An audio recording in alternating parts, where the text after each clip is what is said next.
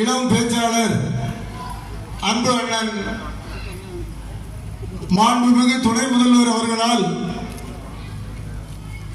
உயிரினும் மேலான என்ற தலைவர் கலைஞருடைய குரலை பறைசாற்றுகின்ற வகையில்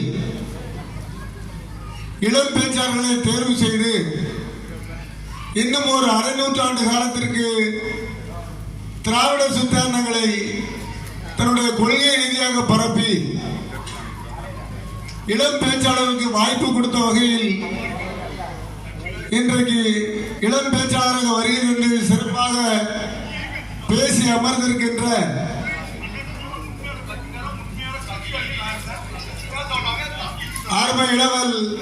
இளவரசன் அவர்களே, உங்கள் அனைவருக்கும் அன்பும் பணியும் கலந்த வணக்கத்தை தெரிவித்துக் கொள்கிறேன். இருமொழி கொள்கை அண்ணா காலத்தில் ஆரம்பிக்கப்பட்டது. அன்று மும்மொழி கொள்கையை எதிர்த்தவர்கள் தான் திராவிட முன்னேற்ற கழகத்தை சார்ந்தவர்கள்.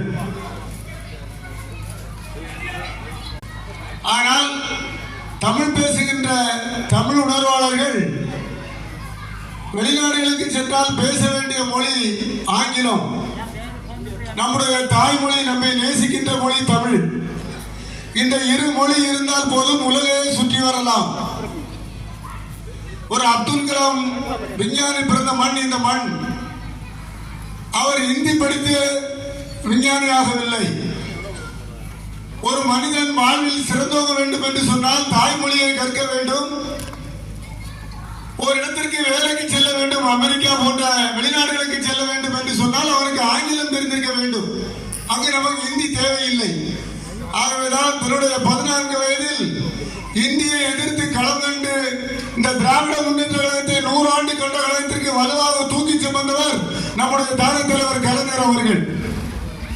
அன்றைய காலத்தில் மாணவர் புரட்சி அண்ணா காலத்தில் ஏற்பட போய்தான் அந்த ஆதிக்க இந்தி அன்றே நிறுத்தப்பட்டது. தமிழ்நாட்டில் ஆதிக்க இந்தியை ஒழிப்பதற்காக உருவாக்கப்பட்ட இயக்கம் திராவிட முன்னேற்ற கழகம்.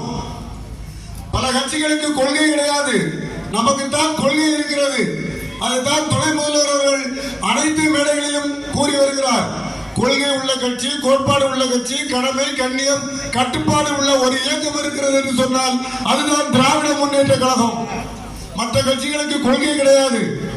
யாருக்கு வேண்டுமானாலும் அடிமையாக இருந்து ஆட்சி கட்டில் ஏற பார்ப்பார்கள். ஒன்றே ஒன்று நீங்கள் தெரிந்து கொள்ள வேண்டும். இங்கே தமிழ்